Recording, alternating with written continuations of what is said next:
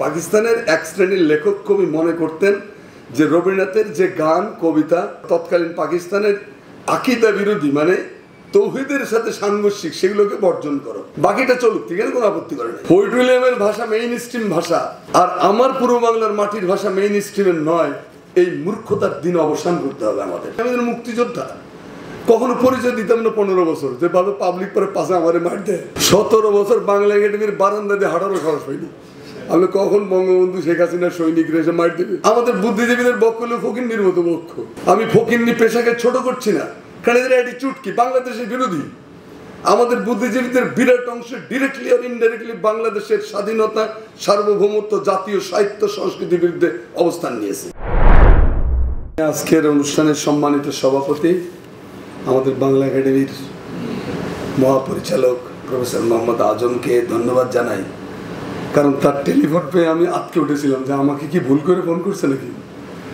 পরে দেখি না, উনি আসলে ঠিকই বলছেন যে আপনাকেই তো খুঁজছি। যাই হোক, সেই তাকে ধন্যবাদ দিতেই হয়। আর এখানে আমাদের কুদরতে হুদার প্রবন্ধ যেটা পাঠ করলো সেটা প্রবন্ধ না, সে যেটা বলেছে সেটা হলো যে একটা দ্রুতরেখ স্কেচ আর কি, এক ধরনের পেইন্টিং না, ঠিক স্কেচ, কিন্তু এর মধ্যে অনেক গুরুত্বপূর্ণ কথাবার্তা আছে ওর। তো সেই কুদরতে হুদা এবং আমাদের সোহেল হাসান গালিব, জীবনে প্রথম আমি গালিবকে দেখলাম, এর আগে কোনো গালিবের সাথে আমার কোনোদিন দেখা হয়নি। কাজে সেদিক থেকেও আমি কৃতজ্ঞতা জানাই। এবং সরকার আমিন, এত সরকারের পতন হয়, সরকার আমিনের পতন হয় না। তো যাই হোক, তো নজরুলের লাইনের লোক তো আমরা একটু, নজরুল বলছে বুদ্ধিজীবীদের সঙ্গে বেশি মাখামাখি করিও না, সর্বনাশ হয়ে যাইবে, তুমি তোমার পথটা হারাই ফেলে যাও, তুমি কোথায় যেতে চাইছিলে আর কোথায় যাবা আলো ঝোলো লেগে যাবে আর কি। যাই হোক, তো পিতা ছেলেকে জিজ্ঞেস করতেছে যে তুমি কি জানো তোমার পড়াশোনা করার জন্য আমার কত খরচপত্র করতে, কত টাকা পয়সা খরচ করতে হয়। আব্বা, ছেলে বলতেছে আব্বা সেই জন্য তো আমি কম কম লেখাপড়া করি, যাতে তোমার কম পয়সা খরচ হয়, বুঝছেন। তা আমি সেই কম লেখাপড়া করা মানুষ। বুদ্ধিজীবীদের ব্যাপারে রবীন্দ্রনাথের কথা দিয়ে বলি যে রবীন্দ্রনাথ বলছেন যে একটি ছুরিকে প্রতিনিয়ত শান দিলে, শান দিতে থাকলে দেখবে যে ছুরিটি উদাও হয়ে গিয়েছে, খালি বাটটি রহিয়েছে। তো বুদ্ধিজীবীদের সাথে মিশলে নিজের বুদ্ধির লোপ পাইতে পাইতে এমন অবস্থা হবে, যেটা প্রমোদ চৌধুরী বলেছেন যে বাঙালির বিষয় বুদ্ধি এতই সূক্ষ্ম যে কখনো কখনো নাই বলিয়া মনে হয়, এত সূক্ষ্ম বুদ্ধি। সেদের বুদ্ধিজীবীদের ব্যাপারে আমার একটু এলার্জি আছে। তো বাংলা একাডেমির আজকের এই সভায় আপনাদের সামনে দাঁড়াতে পেরে, সে 1955 সালে অগ্রদূতের একটা মুভি দেখেছিলাম। আমার তো তখন জন্ম হয়নি, আমার জন্মের 2 বছর আগের ছবি, কারণ আমার জন্ম কিন্তু খুব ইম্পর্টেন্ট সাল, 1757 সাল, 1857 সাল, 1957 সালে, মানে মাঝখানে গেলে 57 মোটামুটি কম গুরুত্বপূর্ণ ব্যক্তি না আর কি। তো সেই 55 সালের ছবি, এটা ছিল আপনার সবার উপরে। এই ছবি হালিম ভাই দেখছেন কিনা আমি জানি না। হালিম ভাই অবশ্য সিনেমা দেখে না, কারণ এতে নায়িকাদের দেখতে হয়তো সমস্যা হয় হালিমের। সেই ছবিতে একটা ডায়লগ আছে ছবি বিশ্বাসের, আপনারা ছবিটা যারা দেখেছেন তারা জানেন। বলছে যে ফিরিয়ে দাও আমার 12টি বছর। কোর্ট বিনা অপরাধে একটা মানুষ 12 বছর জেল কেটেছে, তারপরে আবার এই কেস নতুন করে ফিরিয়ে আনা হয়েছে এবং কোর্টে তাকে বেকসুর খালাস দিল। তো সে বলে আমি তো মুক্তি চাই না, আমার সে 12টি বছর আগে ফিরিয়ে দাও। কারাগারের অন্ধকার প্রকোষ্ঠে আমার জীবনের 12টি বছর তোমরা ধ্বংস করেছে। এই আদালত, সে আদালতের কাছে আমি মুক্তি প্রার্থনা করি না, চাইও না, প্রত্যাখ্যান করলাম। তো বাংলা একাডেমি যখন আমাকে দাওয়াত দিল, তাই বললাম যে বাবা রে, ফিরিয়ে দাও আমার 17টি বছর। 17 বছর বাংলা একাডেমির বারান্দা দিয়ে হাঁটারও সাহস হয়নি। আমি কখন বঙ্গবন্ধু শেখ হাসিনার সৈনিকরা এসে মার দেবে। মায়ের দিকে কে ভয় পায় না বলেন। তারপরে মামলা হামলা তো এগুলো তো ছিলই, নৈমিত্তিক ব্যাপার। তবুও সকাল হয়েছে, সাধুবাদ দেই প্রফেসর আজমকে, বাংলা একাডেমির সবাইকে, তারা তো আমাদেরই ভাই বোন। তো বাংলা একাডেমির সাথে আমাদের আত্মার বন্ধন। একসময় বাংলা একাডেমি রেগুলার আসতাম, কিন্তু গত 15 বছরে বাংলা একাডেমিকে, এটা জাতির মননের প্রতীক ছিল একসময়, এটা হচ্ছে আওয়ামী দানবের মননের প্রতীক। এই প্রতীক হয়েছে এটা পচিয়ে গলিয়ে গন্ধ বের করে দিয়েছে। এখানে আশেপাশে গেলেও নাকে কাপড় দিয়ে যেতাম, যেখানে গন্ধ বেরোচ্ছে, সেইখানে আজমের মতো লোক এসে একটু নতুন বাতাস বইয়ে দিচ্ছে। এটার জন্য আমাদের ছেলে মেয়েদের কাছে আমাদের কৃতজ্ঞতা শেষ নাই। ওরাই তো এই পরিবর্তন করে জগদ্দল পাথরগুলোকে সে ইতিহাসের ডাস্টবিনে ফেলে দিয়েছে। তো বাংলা একাডেমির সাথে আমার দুটো খুব গুরুত্বপূর্ণ কাজের সম্পর্ক আছে।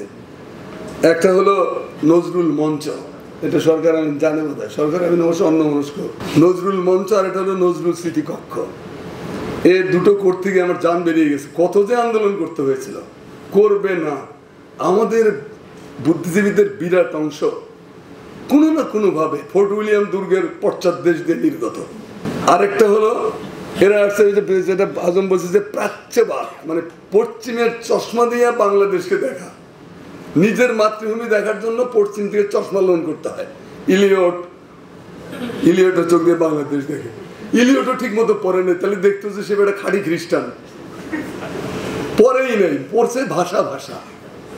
তো যাই হোক, সেই ফররুখ আহমদ দুইটা জায়গায় আমার স্মৃতি ছিল, আছে আর কি। এগুলো এখন আমি বলবো আজম ফিজ ভাই একটু ঘষা মাজা করে মানুষের সম্মানটা দেন। নজরুল মঞ্চকে মোটামুটি বোধ হয় গত 15 বছর এখানে কোনো অনুষ্ঠান হয়নি, কারণ নজরুলের নাম নিলে তো সমস্যা। গাত্রে হয়ে করছে, ছায়ার সঙ্গে যুদ্ধ করে গাত্রে হলো ব্যথা, তো গাত্রে ব্যথা হয় নজরুলের নাম নিলে, সেই সমস্যার থেকে বেরিয়ে আসছে। আর স্মৃতিকক্ষর তালা বোধ হয় আমার মনে হয় না 15 বছর কেউ খুলেছে, খোলা ছিল, লোকজনকে জানতে দিছে ওখানে নজরুল ছিল এই রুমে। যাই হোক, উপস্থাপক আমাদের সরকার আমিন, তিনি বলছেন যে বহুদিন পর ফররুখকে আমরা অর্জন করলাম। রাইট, ফররুখ আমাদের ছিলই। ফররুখ হলো নক্ষত্র খচিত আকাশের মতো, তিনি তো ছিলেনই। আমরা ছোট লোক, ইতর, কুৎসিত, জঘন্য, আমরা হলাম ক্ষুদ্র চোখ দিয়ে থেকে ক্ষুদ্র স্বার্থহীনতা, দীনতায় জর্জরিত, হীনতায় দীনতায় জর্জরিত চক্ষু দিয়ে তো ফররুখকে ধারণ করা যায় না। অত বড় বক্ষ কোথায়? বক্ষতা লাগবে হোসেনের মতো, কারবালার মাঠে যে বুক বিছিয়ে দিয়েছে। আবু সাইদের মতো বক্ষ দরকার। আমাদের বুদ্ধিজীবীদের বক্ষ হলো ফকিন্নির মতো বক্ষ। আমি ফকিন্নি পেশাকে ছোট করছি না, কারণ এদের অ্যাটিটিউড কি? বাংলাদেশের বিরোধী। আমাদের বুদ্ধিজীবীদের বিরাট অংশ ডিরেক্টলি আর ইনডাইরেক্টলি বাংলাদেশের স্বাধীনতা, সার্বভৌমত্ব, জাতীয় সাহিত্য সংস্কৃতির বিরুদ্ধে অবস্থান নিয়েছে। এরা কারা? যে নিজের মাতৃভাষাকে চিনে না, নিজের মাতৃভাষাকে বোঝে না, এদের সম্পর্কে তো আমাদের প্রশ্ন করতে হবে। এরা কারা? এরা কি চাচ্ছে? বাংলাদেশকে কি চিরকালের জন্য উপনিবেশিক জোয়ালের? আমরা ব্রিটিশ খেদালাম, লাভ হলো না। আমরা পাকিস্তান খেদালাম, লাভ হলো না। ইন্ডিয়ার জোয়ালের নিচে 15 বছর মাথা দিয়ে বসেছিলাম।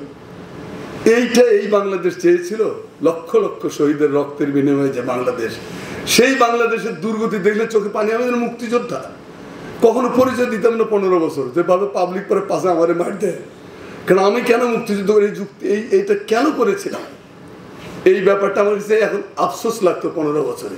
আজকে সকাল হয়েছে, সেজন্যই আমি বলবো যে আমার কথা ভুলে যাবো, আমি আমার প্রসঙ্গে যাবো, কারণ এই বিতর্কের মধ্যে অংশ নিলে আমার কথাগুলো আমি বলতে পারবো না।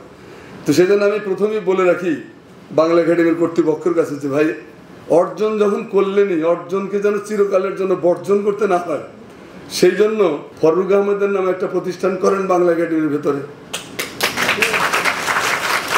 একটা লাইব্রেরি করেন, একটা ভবনের নাম দেন ফররুখ আহমদ।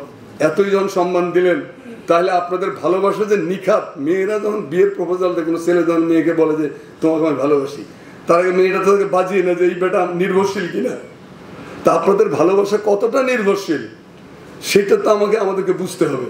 আপনারা কি স্রোতের গা ভাসানোর জন্য মনে করছেন এটা করলে এই লাভ হবে, তরক্কি অর্জন হইবে, যেটা আমাদের বুদ্ধিজীবীরা করিয়া থাকে? দরখাস্ত দিয়ে 21 পদক নিছে, এরকম মালও তো বাংলাদেশে আছে, এবং সেটা কবি। আমি মনে করি যে আল মাহমুদের মতো কবির প্রতি বাংলা একাডেমির উদাসীনতা সীমাহীন, এটা ঠিক না। আল মাহমুদের জন্য কিছু করা দরকার। অবশ্যই বাংলা একাডেমি কর্তৃপক্ষ এটা ভালোভাবে বিবেচনা করবে। এক্ষেত্রে যদি রাস্তা ফাটানোর দরকার হয় আমাদেরকে ডাকবেন, আমরা রাস্তায় চিল্লাচিল্লি করে ঘুম হারাম করে দেবো আপনাদের। আমাদের তরুণরা কিছু কথাবার্তা বলেছে বাংলা একাডেমির সব বিভিন্ন প্রতিষ্ঠান নিয়ে। আমি দাবি করব, প্রত্যাশা করব যে এই প্রতিষ্ঠানগুলোর যাদের যে কথাবার্তাগুলো আমাদের তরুণরা বলেছে, তাদের কথাগুলো একটু শোনেন। যেগুলো বাস্তবায়ন করা সম্ভব সেগুলো বাস্তবায়ন করেন, যেগুলো সম্ভব না সেগুলো দরকার নেই, কিন্তু অ্যাড্রেস তো করবেন। আপনি পাত্তাই দেবেন না, তাহলে তো হবে না। পাত্তা দিতে হবে, কারণ আঙুল আমরা এখন বাঁকাইতে শিখছি। আমরা জানি সোজা আঙুলে ঘি না উঠলে কেমন করে আঙুল বাঁকাইতে হয়, আমরা এখন প্রসেস শিখে গেছি। যাই হোক, আরবি ফার্সি শব্দের ব্যাপারে শুধু আপত্তিকর শব্দ ব্যবহার করেছে। কেন সংস্কৃত বহুল শব্দ সম্পর্কে তো আপনি আপত্তি করেন না? আপনি বলছেন পুঁতির ভাষা বা এই যাতে বাংলাদেশের কোটি কোটি মানুষের যে ভাষা, আপনি ভদ্রলোক 4টা ভদ্রলোক 5টা যেগুলো ফোর্ট উইলিয়ামের ছাত্র বা এই কলকাতার চামচ দিয়ে চিনি খান যারা আপনারা, তাদের কাছে এটা মেইন স্ট্রিমের ভাষা মনে নাও হতে পারে, বাট এটা তো আমার পূর্ব বাংলার মাটির ভাষা। আমার জসিমউদ্দিনকে আপনার পছন্দ নাও হতে পারে, জসিমউদ্দিন তো আমার বাংলাদেশ, আমার কচিলাওয়ের ডগার মতো বাহু দুখান শুরু। এইটা ভদ্রলোকদের ইজ্জতে লাগতে পারে, আমাদের তো ইজ্জতে লাগে না, আমরা তো গৌরব বোধ করি এটার জন্য। তারপরে বলছে আরবি ফার্সি শব্দ, এটা মানে খুব যাই হোক এখানে। আচ্ছা এখন বলেন আপনি, নজরুলের একটা কবিতা আছে, মজিদ মাহমুদ ভালো বলতে পারবে, সে নজরুল চর্চা করে যে নীল সিয়া আসমান লালে লাল দুনিয়া আম্মাগো লাল তেরি খুন কিয়া খুনিয়া। এই যে দুটো চরণ, এর মধ্যে একটা বাংলা শব্দ আছে। কি আপনার পড়তে সমস্যা হচ্ছে? যার সমস্যা হচ্ছে তার বাংলাদেশ থাকার দরকারটা কি? তার তো বাংলাদেশের দরকার নেই রে ভাই, তুমি যে যাও, তুমি ফোর্ট উইলিয়ামে যে ভর্তি হবে, যে ফোর্ট উইলিয়ামের ভাষা মেইন স্ট্রিম ভাষা, আর আমার পূর্ব বাংলার মাটির ভাষা মেইন স্ট্রিমের নয়। এই মূর্খতার দিন অবসান করতে হবে আমাদের, এটা ঠিক না। যাই হোক, রবীন্দ্রনাথের বিরুদ্ধে স্বাক্ষরদাতার কথা এটা উল্লেখ আছে তার লেখায়। ঘটনাটা কি ঘটেছিল? পাকিস্তানের এক শ্রেণীর লেখক কবি মনে করতেন যে রবীন্দ্রনাথের যে গান কবিতা তৎকালীন পাকিস্তানের আকিদা বিরোধী, মানে তৌহিদের সাথে সাংঘর্ষিক, সেগুলোকে বর্জন করো, বাকিটা চলুক, ঠিক আছে, কোনো আপত্তি করে নাই। এইটা একটা মত, এইটা একটা চিন্তার কথা, একটা বক্তব্য তার উপস্থাপন করে। এর জন্য এই লোকগুলোর জীবন সারকার করে দেওয়া হয়েছে। কে রে ভাই? রবীন্দ্রনাথ কি আমার দেশপ্রেমের প্যারামিটার? রবীন্দ্রনাথ কি আমার দেশপ্রেমের মানে মাপার যন্ত্র? রবীন্দ্রনাথের মত প্রকাশের স্বাধীনতায় বিশ্বাস করি, কিন্তু রবীন্দ্রনাথকে বানিয়ে ফেলেছি ফ্যাসিবাদের কালচারাল আইকন। হোয়াই? বিরুদ্ধে কথা বললে কল্লা ফেলাই দিবেন। এই মানসিকতা তো খুবই মানুষ। রবীন্দ্রনাথ তো আমাদের মতো মানুষ। তিনি বিবাহ করছেন, সন্তান জন্ম দিয়েছেন, তিনি বাথরুমে হাগু করতেন, পেশাব করতেন, তিনি তো আমার মতো রক্তময়। তার এক্সট্রাঅর্ডিনারি প্রতিভা ছিল, ইট ইস ফ্যাক্ট, এক্সট্রাঅর্ডিনারি। তিনি বাংলা ভাষার সেরা কবি, আমার সম্মান জানাতে আমি অকুণ্ঠ। কিন্তু রবীন্দ্রনাথের বিরুদ্ধে কথা বললে কল্লা ফেলাই দিবেন, এই মানসিকতা তো খুবই খারাপ মানসিকতা। কাজে রবীন্দ্রনাথের স্বাক্ষর দিয়ে আমরা খুব মানে বিরাট ক্ষতি হয়ে গেছে দেশের স্বাধীনতা সার্বভৌমত্বের। স্বাধীনতা সার্বভৌমত্বের সাথে যারা এই জিনিসটা ঢোকায়, তারা আসলে ইন্ডিয়ান বয়ানকে রিপ্রেজেন্ট করে। এইটাই বাংলাদেশে হয়ে আসছে। আবুল মনসুর আহমদের বক্তব্যের মধ্যে কুদরত হুদা একটা কথা বলেছে, আমি জানি যে ও এটা হয়তো এই ইন্টেলেকচুয়ালদের আঘাত সহ্য করার জন্য লিখছে আর কি। সেটা কি যে আবুল মনসুর হচ্ছে উকিল হিন্দু, মক্কেল মুসলমান, ডাক্তার হিন্দু, রোগী মুসলমান। এটা তো সত্য কথা। আমার আব্বা গরিপুরের মহারাজার ছাত্র, মহারাজার হাই স্কুলে প্রমথেশ বড়ুয়া ছিলেন আব্বার ক্লাসমেট। তো আমার আব্বা 34 সালে এগ্রিকালচারে গ্রাজুয়েশন করেছিলেন। তো তিনি বলেছেন যে আমরা পুরো স্কুলে প্রায় 300 ছাত্রের মধ্যে মাত্র 2টা ছিলেন মুসলমান। আমাদেরকে ক্লাসরুমে ঢুকতে দেওয়া হতো না, আমরা বাইরের বারান্দায় নিচে বসে ওইখান থেকে স্যারের বক্তৃতা ফলো করতাম। বলছে এই গ্লানির জীবন আমাদেরকে পুড়িয়ে দিয়েছে, বুঝলা। পাকিস্তান আন্দোলন কি খালি আমরা মানে ধর্মীয় কারণে গিয়েছিলাম? যে মানবতার যে লাঞ্ছনা, বর্ণ হিন্দু জমিদার মহাজন এবং কলকাতার এই পাপিষ্ঠ বুদ্ধিজীবীরা, এরা 1857 সালে এদের ভূমিকা কি? 18 দালাল ছিল সব কটা। 71-এর ভাষায় বলে রাজাকার, ব্রিটিশের রাজাকার ছিল সব কটা। তো রাজাকারের কাছ থেকে প্রেসক্রিপশন নিয়ে আমাদের ইউনিভার্সিটি চালাইতে হবে কেন?